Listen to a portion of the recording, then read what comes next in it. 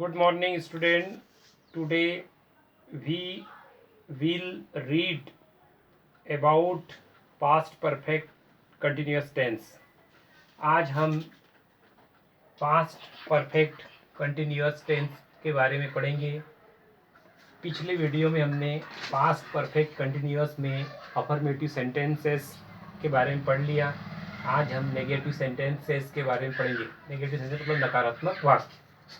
सबसे पहले हमें इसका स्ट्रक्चर मालूम होना चाहिए। इसका स्ट्रक्चर सबसे पहले क्या लेते हैं हम? सब्जेक्ट, फिर हेड, फिर नॉट, फिर बीन, फिर वर्ब में आईएनजी, फिर ऑब्जेक्ट, फिर सिंस या फॉर। जैसे एग्जाम्पल के लिए पहला वाक्य लेते हैं हम। सुबह से वर्षा नहीं हो रही थी। सुबह से वर्षा नहीं हो रही थी। अब यहाँ सब्जेक्ट नहीं है इसलिए हमने यहाँ ले लिया इट। इट के साथ क्या लगाना है? हैड। फिर नेगेटिव इसलिए नॉट, फिर बीन। वर्षा होना यानी रेन। रेन में आईएनजी हो जाएगा तो क्या? Raining. It had been raining. कब से? सुबह से।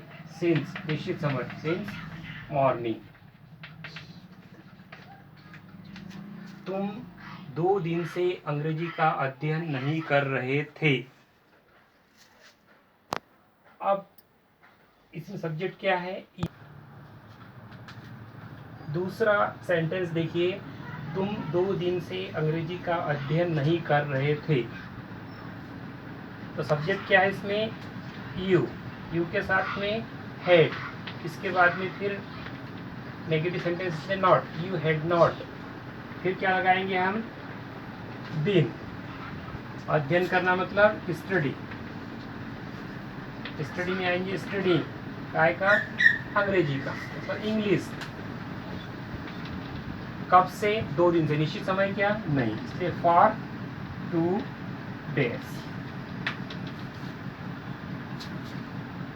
अब इसके पश्चात देखिए इंटरोगेटिव सेंटेंस।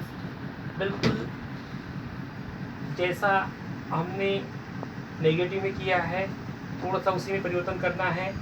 इसमें जो हेल्पिंग वर्ब देखिए, हेड को सामने लाना है। इसका स्ट्रक्चर देख लीजिए प्रश्नवाचक का इंटरोगेटिव सेंटेंस का। पहले हेड, फिर सब्जेक्ट, फिर बीन, फिर वर्ब में आईएनजी, फिर ऑब्जेक्ट, फिर सिंस फॉर और अंत में क्वेश्चन मार्क। अब सुबह से वर्षा, क्या सुबह से वर्षा हो रही थी? इसमें हेल्पिंग वर्ब क्या आ जाएगा सामने? हेड। सब्जेक्ट नहीं था इसलिए इट लिया, हेड इट बीन। वर्षा होना मतलब रेन। रेन में आएंगे लगा दो, raining. Had it been raining. कब से? सुबह से।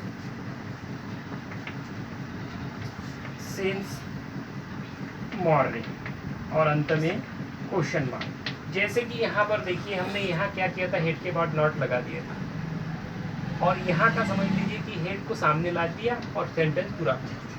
अगर हम नॉट भी इसमें शामिल रखते हैं और हेड को सामने ला लेते हैं, क्या सुबह से वर्षा नहीं हो रही, तब ऐसा बन सकता है। जैसे had it not been raining since morning. क्या सुबह से वर्षा नहीं हो रही थी?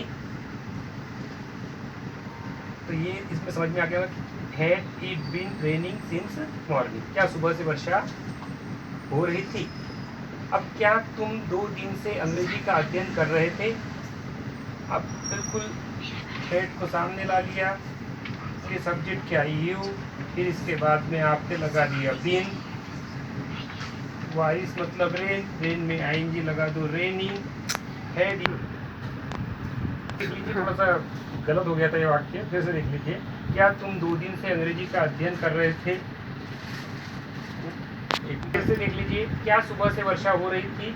Had it been raining since morning. अब यहाँ दूसरा देखिए, थोड़ा सा इसमें अपना मिस हो रहा था, डिस्टर्ब हो गया था। क्या तुम 2 दिन से अंग्रेजी का अध्ययन कर रहे थे? तो हैड यू, तुम मतलब यू, फिर बीन। अध्ययन करना मतलब study. Had you been studying क्या? अंग्रेजी मतलब इंग्लिश।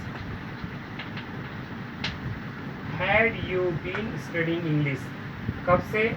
2 दिन से। फॉर 2 days और अंत में क्वेश्चन मार्क। इसमें जो भी दिक्कत हो, प्रॉब्लम हो, आप ग्रुप में शेयर कर सकते हो, कमेंट्स बॉक्स में लिख सकते हो। और आपका होमवर्क है, आपको होमवर्क वीडियो देखने के बाद में ग्रुप में शेयर करना है।